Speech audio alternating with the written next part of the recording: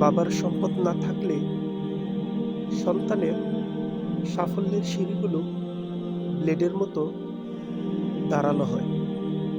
এটি একটি বাস্তব সত্য কথা।